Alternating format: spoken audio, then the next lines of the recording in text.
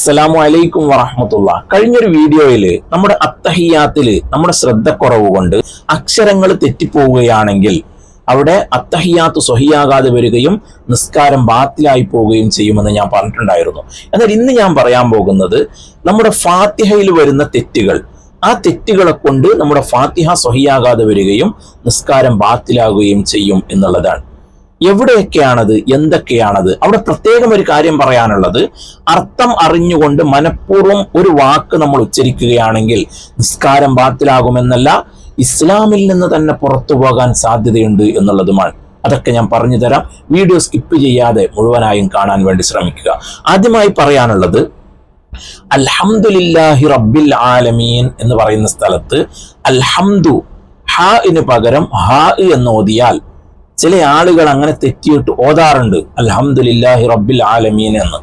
അങ്ങനെ ഓതുകയാണെങ്കിൽ അവിടെ ഫാത്തിഹ സ്വഹിയാവൂല, ഫാത്തിഹ സഹിയായില്ലെങ്കിൽ നിസ്കാരം സ്വഹിയാവൂല. അപ്പോ ഹാ എന്ന് പറയേണ്ട സ്ഥലത്ത് ഹാ തന്നെ പറയണം.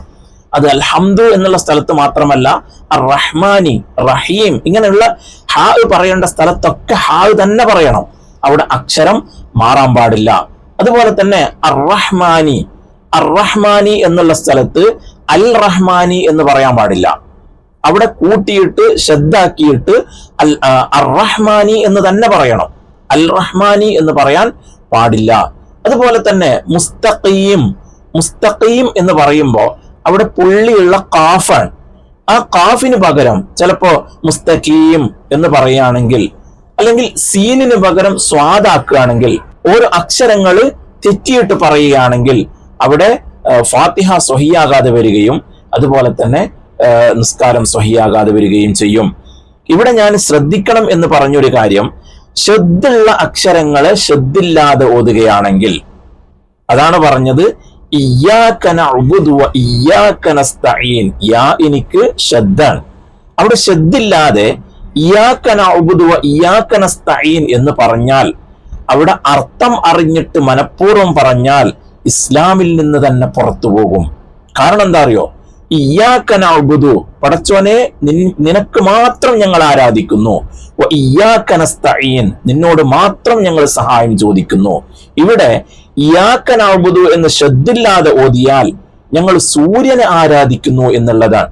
സൂര്യനെ ആരാധിക്കുകയാണെങ്കിൽ അവിടെ ഇസ്ലാമിൽ നിന്ന് പുറത്തുപോയി. അപ്പോ അർത്ഥം അറിഞ്ഞുകൊണ്ട് മനഃപൂർവ്വം ഓതുകയാണെങ്കിൽ അവിടെ ഇസ്ലാമിൽ നിന്ന് തന്നെ പുറത്തു പോകാൻ സാധ്യതയുണ്ട് എന്നുള്ളതാണ്. അതാണ് ശബ്ദുള്ള സ്ഥലത്ത് ശബ്ദില്ലാതെ ഓതുകയാണെങ്കിൽ അങ്ങനെയുള്ള പ്രശ്നം വരും.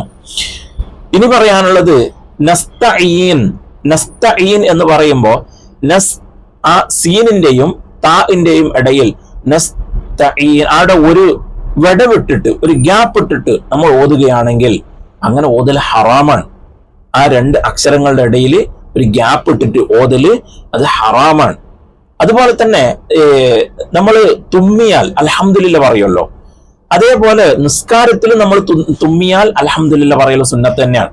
അപ്പൊ നമ്മൾ ഫാത്തിഹ ഓതുന്നതിന്റെ ഇടയിൽ, നിസ്കാരത്തിൽ ഫാത്തിഹ ഓതുന്നതിന്റെ ഇടയിലാണ് നമ്മൾ തുമ്മിയതെങ്കിൽ അവിടെ നമ്മൾ അൽഹംദുലില്ല പറഞ്ഞെങ്കിൽ ആ ഫാത്തിഹാനെ നമ്മൾ തുടക്കം മുതൽ തന്നെ ഓതിയിട്ട് വരണം. ചിലപ്പോ ഇയ്യാക നഅ്ബുദു വ ഇയ്യാക നസ്തഈൻ എന്ന് പറഞ്ഞപ്പോഴായിരിക്കും നമ്മൾ തുമ്മിയത്, അവിടെ അൽഹംദുലില്ല പറഞ്ഞു. എന്നാൽ ഫാത്തിഹ തുടക്കം മുതൽ തന്നെ ഓതണം.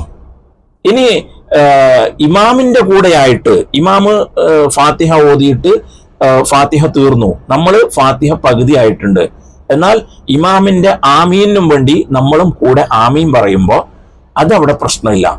നമ്മുടെ ഫാത്തിഹന്റെ ഇടയിൽ ആ ആമീൻ പറയൽ കൊണ്ട് ഫാത്തിഹ തുടക്കം മുതലേ പറയേണ്ട ആവശ്യമില്ല. അതുപോലെ തന്നെ ഇമാമ് ചിലപ്പോ അലൈസല്ലാഹു ബിഅഹ്കമിൽ ഹാക്കിമീൻ എന്ന് പറയുമ്പോൾ മഅ്മൂമിങ്ങളായ ആളുകൾ ബലാ വ അനാ അലാ ദാലിക മിന ഷാഹിദീൻ എന്ന് പറയൽ സുന്നത്തുണ്ട്. അപ്പൊ അതും നമ്മുടെ ഫാത്തിഹയുടെ ഇടയിലാണ് വന്നത് എങ്കിൽ അവിടെയും ഫാത്തിഹ തുടക്കം മുതലേ ഓതേണ്ട ആവശ്യമില്ല. ഇനി വേറെന്തെങ്കിലും ഒരു വാക്കുകൾ, അറബിയിലുള്ള മലയാളത്തിലുള്ള വാക്കുകൾ വന്നാൽ നിസ്കാരം ബാത്തിലാകും. ഇനി അറബിയിൽ തന്നെ വേറെന്തെങ്കിലും വാക്കുകൾ അല്ലെങ്കിൽ ഏതെങ്കിലും ഒരു ഖുർആനിന്റെ ഭാഗം നമ്മുടെ ഫാത്തിഹയുടെ ഇടയിൽ വന്നാൽ ആ ഫാത്തിഹ തുടക്കം മുതൽ തന്നെ ഓതണം എന്നുള്ളതാണ്. അപ്പോ ഈ അക്ഷരങ്ങൾ മാറുന്നത് നമ്മൾ വളരെയധികം ശ്രദ്ധിക്കേണ്ടതാണ്.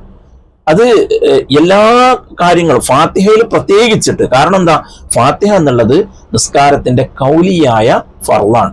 കൗലിയായ ഫർള് എന്നുള്ളത്, ആ ഫർള് സഹിയായില്ലെങ്കിൽ നിസ്കാരം സഹിയാവൂല എന്നാണ്.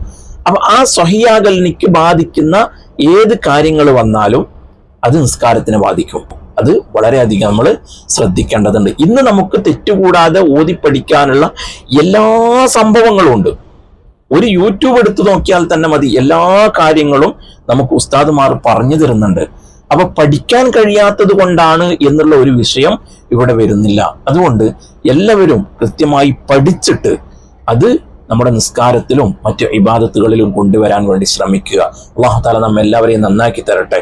നല്ല കാര്യങ്ങൾ പറയുവാനും നല്ലത് കേൾക്കുവാനും നല്ലത് ജീവിതത്തിൽ പകർത്തുവാനുള്ള തൗഫീഖ് നൽകുമാറാവട്ടെ. ആമീൻ യാ റബ്ബൽ ആലമീൻ. എല്ലാവരും എനിക്കും കുടുംബത്തിനും വേണ്ടി ദുആ ചെയ്യണമെന്ന് വസിയത്ത് ചെയ്യുന്നു.